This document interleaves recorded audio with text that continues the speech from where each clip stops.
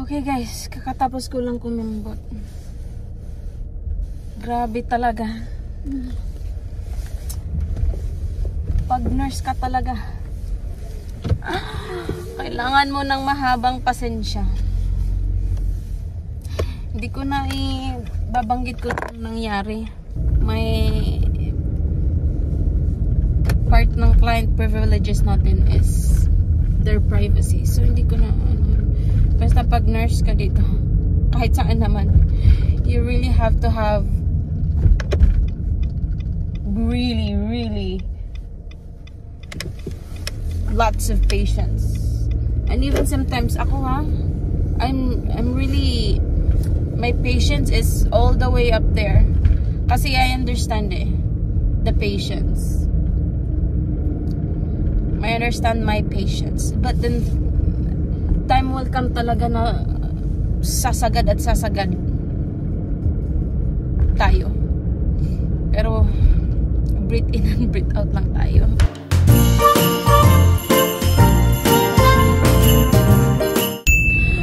May isa pa akong bad news. Diba nag-apply ako ng daycare sa para kay Daisy kasi matatapos ng mat leave ko.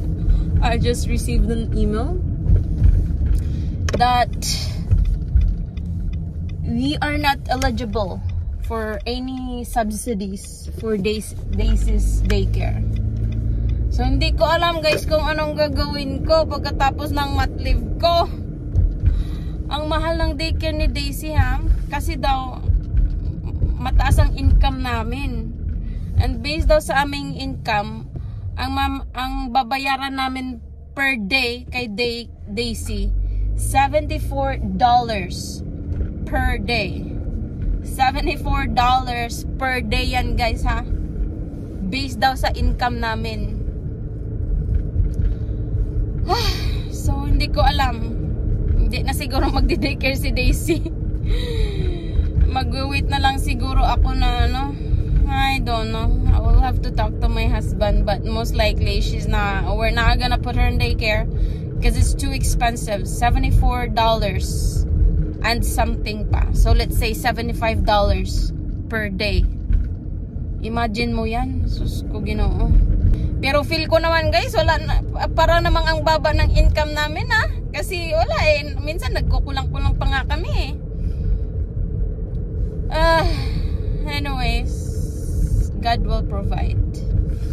Breathe in and breathe out. Guys, andito na ako sa bahay.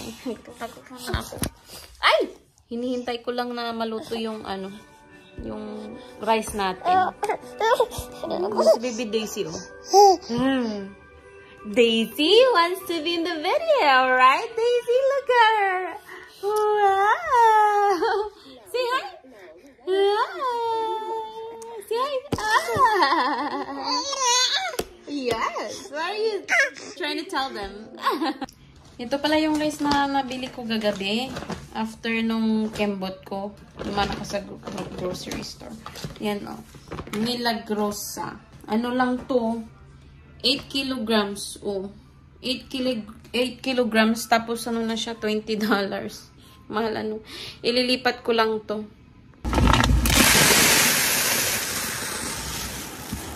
You have to pray first. Right? Pray first. Okay, no. Bless us, O Lord, and these thy gifts which we are about to receive from thy bounty through Christ our Lord. Amen. Hindi talaga makahinantay ng ating baby Daisy, guys. Okay. Nag-steam lang ako ng broccoli ni baby Daisy. Tapos, pagkatapos niyan, bibigyan ko siya ng avocado pag gusto pa niyang kumain. Ang kakainin ko, guys, is rice, of course. Tapos, yung tira pa din na crispy pata. Kasi malalaki yung crispy pata. Pinainit ko lang to sa oven para maging crispy ulit. Ang laki kasi ng crispy pata kaya hindi pa naubos. Pang 3 days, mag-3 days na to. Pero okay pa naman siya kasi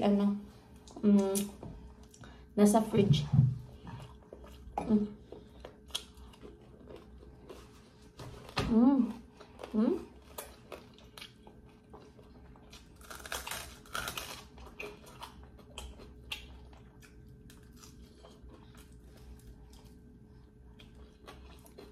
Ayan. Mag-aalisin ko na naman. Kakagising ko lang sa nap ko. So, tingnan ko guys kung anong maluluto ko tonight. Madali lang kasi tinatamad ako. Yun guys, may nahanap na akong lulutuin ko. Mag-adobo ako ng atay ng manok.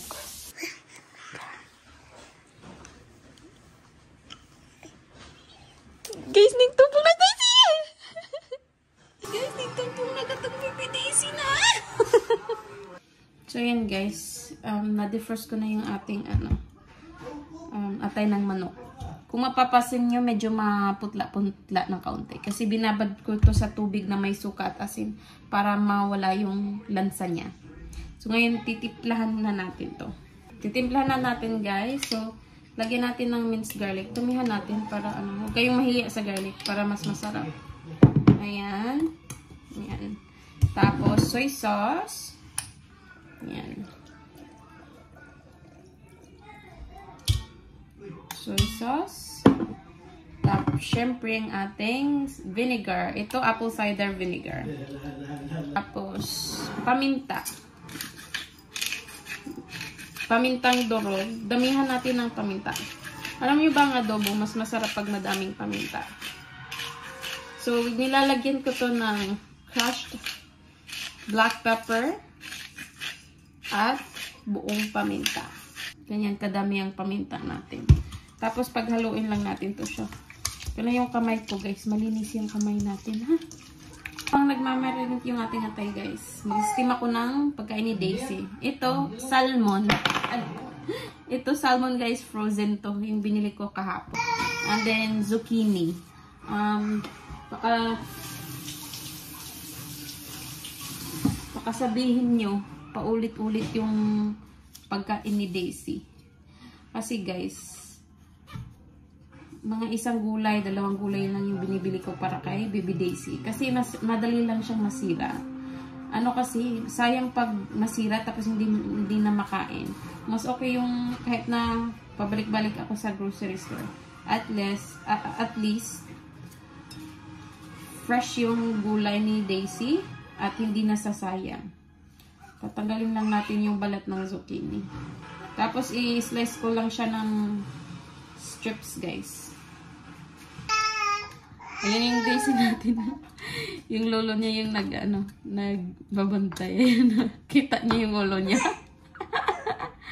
Habang minamarinate natin yan, guys, tapos na tayo, hinintay ko na lang na ma-steam yung pagkain ni Daisy. Gagawa ko ng fruit salad. Kung anong merong prutas lang kami, kung ano yung available. Kasi parang nag-crave ako ng fruit salad. Sa fruit salad, guys, di ko alam. Ayaw ko yung may yung nakalata na fruits. Gusto ko, mas masarap talaga pag fresh fruits. Pero kumakain naman ako nun pag walang choice. Pero pag dito sa bayos, wala yung ginagawa ko.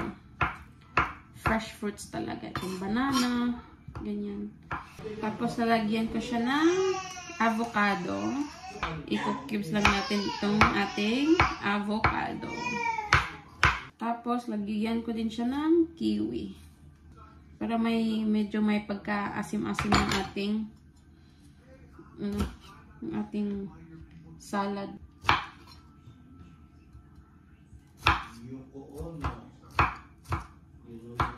Yan. Lalagyan natin siya ng thick cream. Usually, siniseparate ko yung ating mga gatas. Kasi usually, yung thick cream, diba? Yan, nagbubuo na.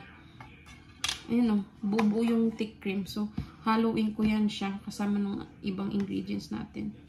Lagyan ko lang siya tapos lalagyan natin ng kaunting fresh milk para medyo may sabaw na kaunti. Tapos, lagyan natin sa lata. Tapos, ating condensed milk. Dito. Nililipat namin to guys pag hindi na namin gagamitin. Ayan. Ubusin ko na lang itong ating condensed milk. Konti na din naman to. Ito yan. Paghaluin na lang natin. Ayan o. Para mag-bind well yung ating thick cream at yung ibang gatas. Para walang buo-buong cream guys. Ayan guys. After natin haluin, i-pour na dito sa ating fruits. Hindi, paghaluin lang natin. Ayan. Very simple lang yung ating dessert today. So, yun guys. Maghihiwa lang ulit tayo ng onion para sa ating adobo. Ayan, mainit lang ating kalan. Nilagyan ko na to ng olive oil guys. Tapos, lagyan ulit natin ng garlic. Yes, garlic. Isahin lang natin yan. Until maging golden brown. Once golden brown guys, ilalagay na natin ang ating marinated na ano. Ayan. Hindi na muna natin hindi na muna natin imimix to kasi baka mapait gawa ng suka. Palutuin muna natin yung suka bago natin i-mix. Okay? So, kumukulo na ang ating malagyan natin siya ng chicken powder. Ayan. Tapos, lagyan ulit natin siya ng paminta. Dadamihan ulit natin. Saka natin siya haluin. Haluin na natin ito guys. Yung wag naman yung masyadong halong-halo kasi mag-aano to eh. Kasi madudurog. Yung ganyan-ganyan lang. Ayan. Dadagdagan ko lang to ng kaunting tubig para may time na maluto ang ating atay. Mix ko ulit ng kaunti. After nito, hindi ko na to itatakpan. Hayaan lang natin yung ganyan. Nakabukas. Para mag-reduce. Mabilis mag-reduce yung sabaw natin. Habang hinihintay natin maluto ang ating adobo guys. Hugasan natin yung mga nagamit natin.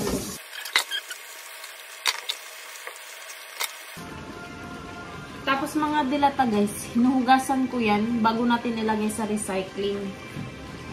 Sa baba yung recycling.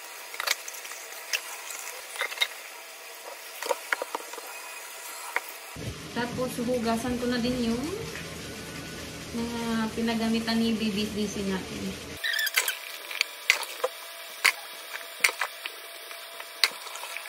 Yan guys, medyo nag-reduce na ang ating adobo.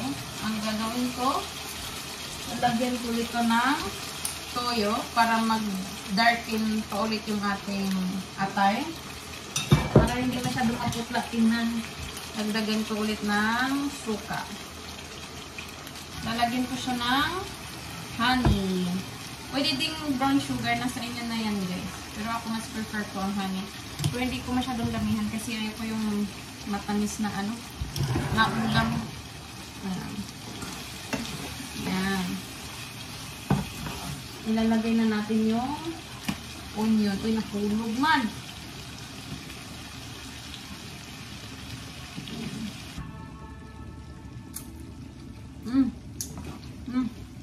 Ayan guys. Yan. So once na malagay na yan, ito-turn off ko na yung ating stove. Tapos hayaan lang natin maluto yung onion sa sariling init ng ating adobo. Kasi mas masarap pag medyo crispy pa yung onion. Nilagyan ko na din ng kanin si Baby Daisy. Let's pray, baby. Let's pray. Bless us, O Lord, and these thy gifts which we are about to receive from thy bounty through Christ our Lord. Amen. Okay, go na. Amen. Paminsan-minsan lang? Kasi lalo na pagkaano. Nag-pray na kami ni Daisy. Sige lang, okay lang. Kasi wala. Pwede mo mag-pray. Nagwawala. Hindi kami. Ibusin mo yan, ha?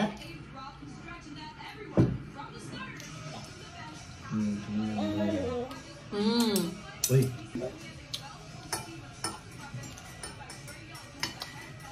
Magkapis imong lulo ni tugnaw na, ibugnaw na.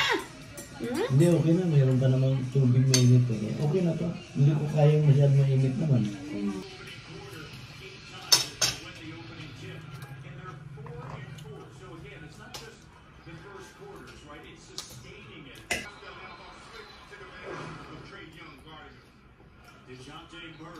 Nanood pala kami ng ano guys, Raptors versus Hawks live.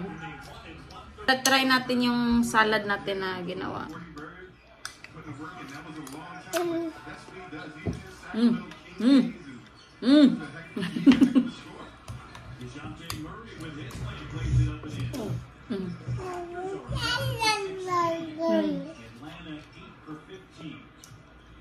May rashes pala si Daisy dito. Gulat na lang ako pagkagising ko, may ano na siya, rashes na siya dyan. Okay pa lang salad natin, baby. Let's say good night. Say good night, everyone. See, don't forget to like, share, and subscribe. Blue kiss to your friends. Blue kiss to your friends. Huh? Blue kiss. Blue kiss. Bye.